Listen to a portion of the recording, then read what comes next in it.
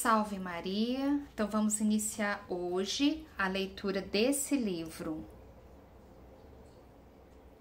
Sonhos ou Avisos de Deus? De Monsenhor Eymar Monteiro. Esse livro eu recebi da Editora América, chegou a semana passada, eu terminei de lê-lo e aí agora eu quero compartilhar com vocês. Deus permite, né? Esse livro é a experiência de um sacerdote e Deus permite que algumas pessoas tenham essas experiências místicas para que possam testemunhar e aí sirva de conversão para outras pessoas, né? De conversão, de crescimento espiritual. Esse livro é maravilhoso, ele é muito bom. E eu vou começar pela apresentação, a introdução e depois a primeira parte. Tudo nesse vídeo, ok? Então, vamos embarcar nessa deliciosa aventura. E antes disso, adivinha o que eu vou pedir?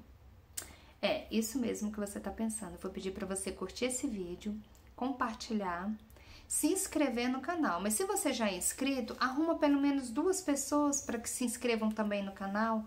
Eu ainda preciso de 785 inscritos, porque eu preciso de 1000 inscritos para conseguir começar as nossas lives ao vivo pelo YouTube. Como eu costumo falar, né, o YouTube ele tem um maior alcance para evangelização. E eu preciso começar, né, as lives ao vivo no YouTube, mas eu preciso de 1000 inscritos. Agradeço muito se você me ajudar nessa caminhada. Então, vamos lá. Apresentação. Eu vou colocar todas as informações desse livro, como adquirir, os contatos da editora. Vou deixar todos aí na descrição do vídeo e as páginas que nós iremos ler hoje. Então, vamos começar a apresentação. O livro que você, leitor amigo, tem em mãos é fruto de 3 sonhos do Monsenhor Eymar, de Lagoa Seca, Natal, Rio Grande do Norte, que chegou ao nosso conhecimento e logo percebemos o bem que poderia fazer às almas, alertando-as a viverem felizes aqui neste mundo para serem felicíssimas na outra vida. A Santa Mãe Igreja nos ensina que Deus se dignou revelar aos homens as verdades para nossa salvação, até o apóstolo São João. Essa é a revelação pública, oficial, e à qual todos nós, católicos pela graça de Deus, devemos dar a nossa total adesão. O contrário seria colocar o nosso destino eterno em risco de condenação. A Igreja também ensina que pode haver revelações como Lourdes, Paralimonial, Fátima. Só podem ser aceitas as que estão em pleno acordo com a revelação pública oficial, que é a Sagrada Escritura. Mesmo o imprimatur da autoridade episcopal não significa reconhecimento da Igreja, mas só que o conteúdo da revelação não tem nada contra a fé e a moral católica. O que dizer das penas físicas do purgatório ou do inferno? Deus nos fala por comparações, servindo-se de coisas que nós, humanos, conhecemos, para mostrar coisas do mundo sobrenatural. Oséias 12:10. Caso contrário, não haveria comunicação, embora sua realidade seja mais do que as figuras usadas. O pecador sofre no purgatório, temporário, ou no inferno, eterno, porque reconhece que Deus é sumamente bom e que ele voluntariamente o perdeu e incompatibilizou-se com o sumo bem. O fogo que purifica no purgatório, segundo Santa Catarina de Gênova, é o fogo do amor, mais doloroso que o fogo que conhecemos. A alegria é saber que verá um dia Deus face a face, e assim a alma aceita com prazer esse sofrimento que a purifica e liberta. O fogo do inferno não é o do amor, mas o fogo do ódio, onde a escravidão do egoísmo se apresenta ao máximo. No inferno não há amizade, só ódio eterno. Terá a companhia dos piores assassinos e criminosos da história, a companhia eterna dos demônios. É um ódio que não acaba nunca, jamais. Os heréticos e apóstatas Se odiarão mutuamente. Odiarão seus pastores e odiarão aqueles que um dia os enganaram, tirando-os do caminho da salvação. Demos graças a Deus pela fé recebida, pela graça de sermos católicos, pois pertencer e ser fiel à Igreja é sinal de predestinação. Outra explicação das penas corporais no além é que as almas separadas do corpo levam consigo a imagem de seus corpos, de modo que elas sabem perfeitamente que o membro que sofre é a mão, o pé ou os olhos. Hoje tem-se fatos provados cientificamente de pessoas que clinicamente morreram e depois de horas inesperadamente reviveram. Uma dessas pessoas testemunhou que enquanto os médicos tentavam recuperá-la, ela, fora do corpo, tentava tocar nos médicos para dizer onde estava o problema, mas quando tocava com as mãos os médicos, não reagiam e nem respondiam. Depois que ela entrou no corpo novamente e reviveu, disse que via tudo o que os médicos faziam, mas que nada podia fazer para ajudá-los. Por isso, penso que essa pode ser uma explicação do que falam os videntes a respeito das penas físicas. Santa Teresa de Jesus e Santa Faustina, tanto uma como a outra, afirmaram que apesar do inferno ser totalmente escuro, os demônios e as almas condenadas veem-se continuamente a si e a todos os demais condenados, e todos os males próprios e os dos outros. Assim como no céu todos se alegram com o bem próprio e o dos outros bem-aventurados. Enquanto vivermos neste mundo, permanecerá sendo sempre um mistério. Até mesmo para os santos que tiveram a experiência ficou sendo um mistério. Como disse a santa, não entendo como isso acontece. Introdução. Deus falou muitas vezes na Sagrada Escritura, tanto no Antigo Testamento como no Novo Testamento, através de sonhos. Exemplos: o sonho de Jacó, a escada que ligava o céu e a terra, o sonho do faraó e de José no Egito. E no Novo Testamento, o anjo apareceu em sonho a José, dizendo: José, não temas receber Maria por tua esposa. Na vida dos santos, Deus falou várias vezes através de sonhos. São famosos os sonhos de Dom Bosco. Na vida de Dom Bosco, encontramos essa narrativa. O santo, em um sonho, foi levado por um anjo ao inferno. Num corredor, o anjo disse: não toque nestas paredes. O santo descuidou-se e encostou a costa da mão e queimou-se. Quando Dom Bosco acordou, a mão estava mesmo queimada. O que mais me impressionou na leitura dos 3 sonhos de Monsenhor Aimar, do Rio Grande do Norte, é que a visão é idêntica com as visões da vidente Maria dos Sagrados Corações, que é do Paraná, vidente de Jesus e de Maria, 17 anos. No outro extremo do país, mudando pequenas coisas. Parece-me que nestes tempos em que reina a incredulidade em tudo, Deus quer dar 2 testemunhas para confirmar a verdade do fato. Por isso, neste livro faço um paralelo entre os escritos da vidente e os do Monsenhor, ilustrando-os com a visão dos santos e da Sagrada Escritura. Este livro, bem diz o seu autor, Monsenhor Aimar, fala ao sentimento humano, são sonhos contados numa linguagem leve e atraente. Que essa leitura leve o leitor a uma mudança de vida, ao afastamento do pecado. Amém, dizemos todos nós. Então vamos iniciar aqui a viagem ao purgatório. E aqui está na primeira pessoa, que é o próprio Monsenhor falando. Nunca me preocupei com os sonhos, sobretudo quando eles versam sobre coisas sem importância e que têm a sua explicação no cansaço da vida, nas preocupações diárias ou no esgotamento nervoso. Entretanto, os 3 sonhos que vou contar merecem um destaque especial pela sua significação e pelo seguimento com que me foram apresentados por um mensageiro de Deus. Sonhei que me aparecia um anjo de asas tão brancas e longas, como se fossem desconformes para o seu corpo, que parecia de neve. Seu rosto era assim como de vidro, do qual saía um esplendor divino que ofuscava minha vista. Aproximou-se de mim o estranho visitante e saudou-me reverentemente, dizendo: Salve, representante de Cristo! Meio tímido, consegui, entretanto, abrir a boca e responder: Salve, quem és tu e o que desejas? Continuou o anjo: Sou um dos querubins que assistem ao trono sagrado de Deus Onipotente. E aqui o anjo fez uma reverência. E vim buscar-te para te mostrar o purgatório.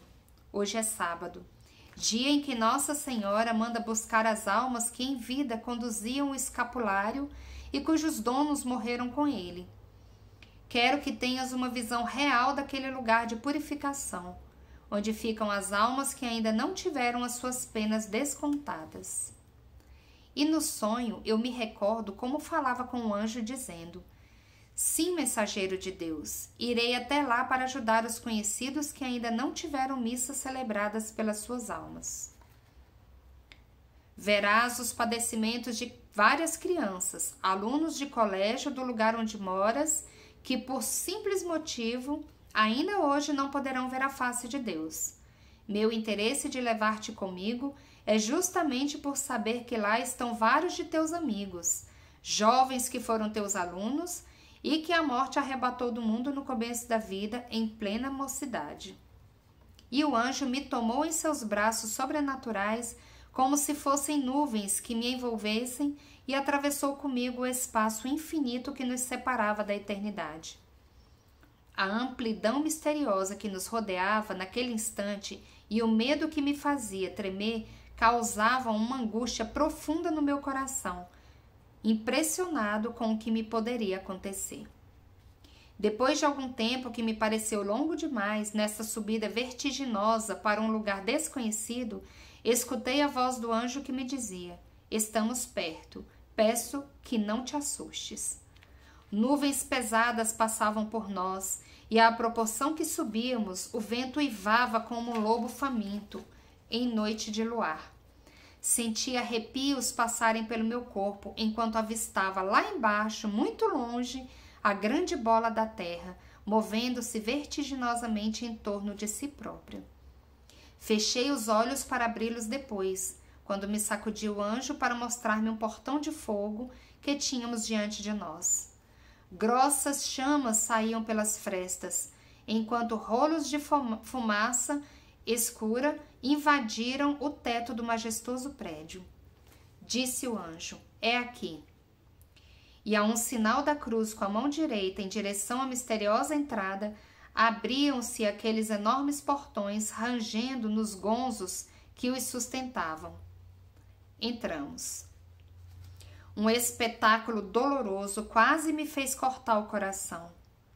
Via no sonho almas que sofriam as agruras do fogo e que à minha passagem estendiam os braços em atitudes de súplica, sem poderem falar, com uma fisionomia que me causava profunda angústia. Elas aqui não falam? Perguntei. Não, as almas não podem falar. Quando chegarem ao céu, poderão ter conhecimento de tudo pela intuição divina. Esta é justamente uma das grandes formas da felicidade na bem-aventurança. E enquanto falava, o anjo que me conduzia não parava um instante. Parecia apressado, assim como quem dispunha de tempo marcado para cumprir uma missão. Levou-me até o abismo do purgatório, estacando de repente diante de uma alma. Apontou-me uma jovem de 12 anos mais ou menos, sentada na ponta de uma labareda. A pobrezinha oscilava aos movimentos incertos da chama vermelha e tinha um ar triste de quem já havia perdido a esperança. Olhei-a, conheci quem era, lembrei-me dos seus últimos momentos que foram na terra assistidos por mim.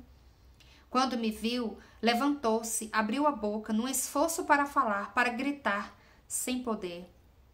Depois tentou um sorriso histérico numa feia contorção da boca.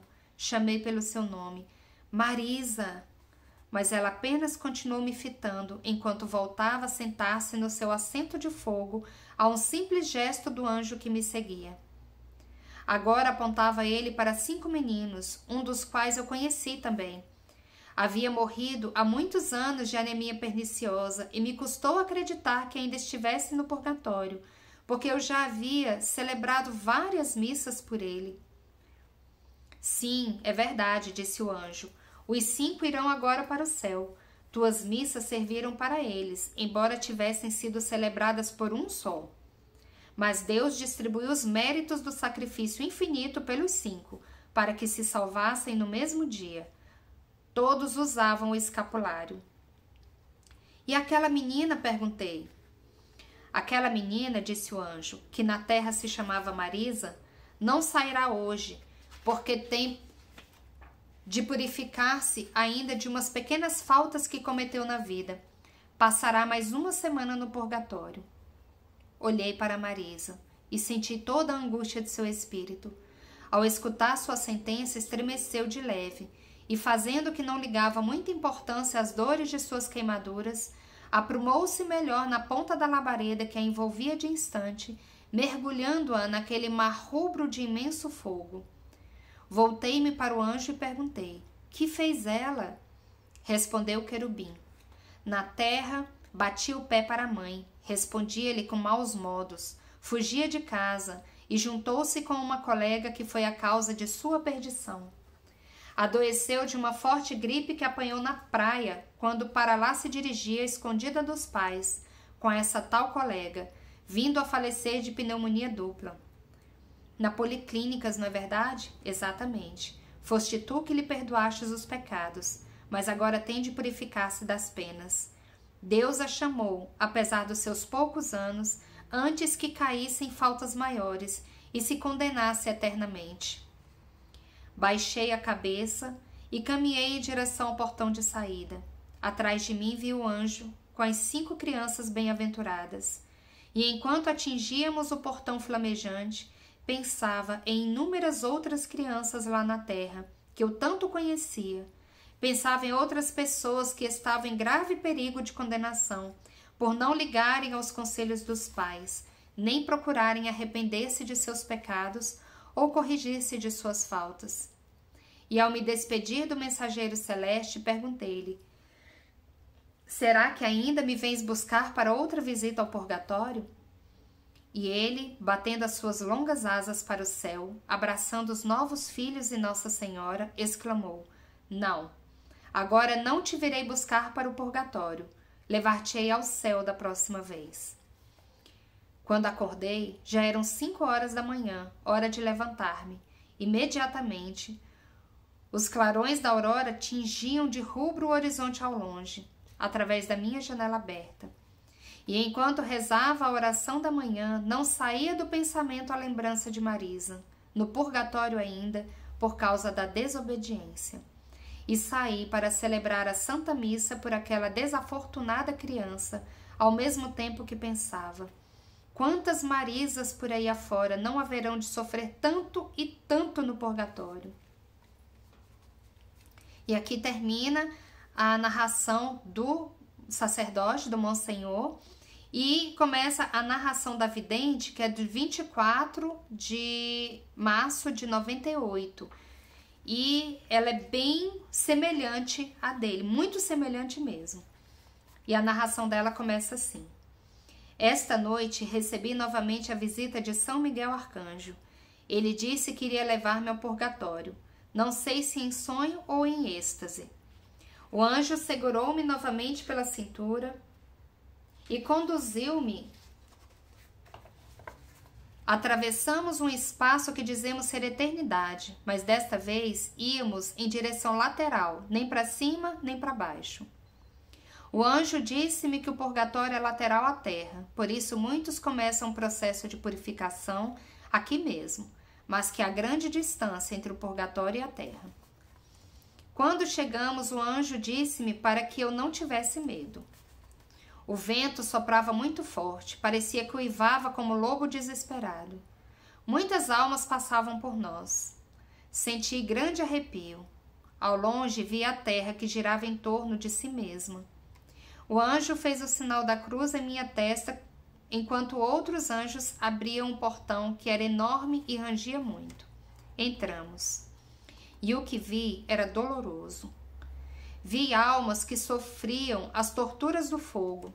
Olhavam para mim e estendiam os braços pedindo socorro, que tivéssemos piedade delas. Eu as entendia, mas sem ouvir as suas vozes. O anjo disse-me que elas não podiam falar, que só falariam quando chegassem no céu. Tudo era conhecido por intuição divina. Essa era uma forma da bem-aventurança. O anjo não parava, andava apressado como se o tempo que tínhamos fosse pouco. Ele revelou-me que sábado é o dia em que Nossa Senhora vem com os anjos para buscar as almas no purgatório. As almas que em vida usaram o escapulário, a medalha milagrosa e o crucifixo e morreram com eles eram as almas prediletas dela. O purgatório é lugar onde as almas vêm para serem purificadas e limpas de seus pecados. Elas precisam estar muito puras para se encontrar com Jesus. Mandou-me escrever tudo o que iria presenciar. Levou-me primeiro a um lugar para ver as almas das jovens e crianças, dos jovens e crianças que tiveram ensinamentos, mas não os cumpriram como deviam. Perderam a vida jovens para evitar que se perdessem eternamente. Esta visão é um alerta para os jovens e crianças que não querem seguir direito os caminhos do Senhor. Estavam sentados nas pontas de labaredas que mais pareciam grandes línguas de fogo, a movimentar-se de um lado para o outro, obrigando as almas a seguirem este movimento com grande dor. Por vezes, as labaredas jogavam as almas para dentro do fogo, queimando-as, e depois voltavam com um ar desanimado, pois há muito viviam desta forma sofrida, sem poder descansar desta tortura. Ao me ver, tentaram pronunciar alguma palavra, mas não podiam falar, e por causa do esforço feito, seus rostos apresentavam deformações. Traços muito feios ficaram-lhes no rosto. Sentia em meu coração desespero delas. Apontou-me o anjo algumas almas e disse-me que no próximo sábado seriam libertas do sofrimento, iriam para o céu. Estavam ali há muito tempo e ficariam ainda muito mais se não fossem as missas e orações feitas por elas. Quando morreram, estavam usando o escapulário e por isso a Santa Missa para elas teve grande efeito e elas alcançaram grandes graças. O escapulário nos concede grandes graças, tanto em vida como após a morte. Quanto às outras, ainda precisam ficar aqui mais tempo para se purificarem. As almas se angustiaram ao ouvir o que o anjo disse. Teriam ainda de sofrer por longo tempo naquele fogo vermelho como sangue. O anjo disse-me que aquelas estavam ali porque quando na terra respondiam às mães, batiam os pés para elas, não obedeciam, fugiam de casa em companhias de pessoas contaminadas, mentiam para os pais sobre o lugar onde iam, fumavam, bebiam, mesmo que por pouco tempo. Tiveram a sorte de se converterem antes de morrer.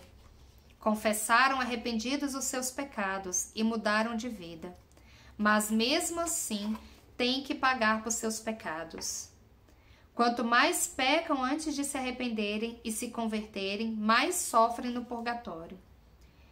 Entristeci-me pensando em quantos ainda padeceriam esse tormento pelos mesmos erros, e também por aqueles que ainda padeceriam eternamente por não se arrependerem dos seus pecados. Novamente, com muita pressa, o anjo levou-me a um outro lugar onde presenciei almas queimadas, não totalmente como no inferno, mas com grandes queimaduras. Olharam-me pedindo que tivesse clemência delas. Apenas as compreendia pelo coração, porque nenhuma alma no purgatório pode falar. Ficavam amontoadas num lugar muito quente sem poder sair. Era como se uma cerca invisível as prendesse. Choravam, mas suas lágrimas não rolavam, apesar das expressões de seus rostos.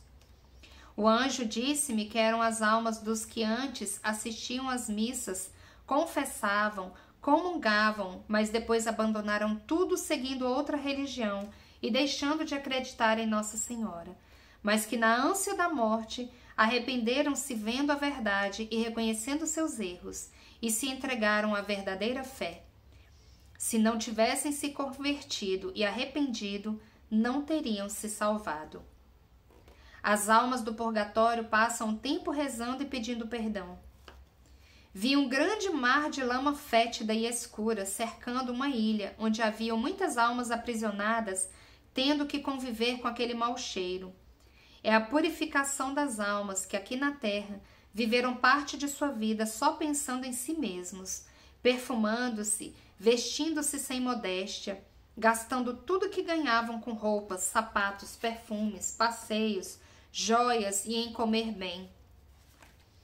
Foi-lhes já em terra enviado ensinamentos e dor, então converteram-se e deixaram de lado este tipo de vida para viverem na fé, mas hoje precisam pagar pelas suas faltas, desta forma terrível, para poderem entrar no céu.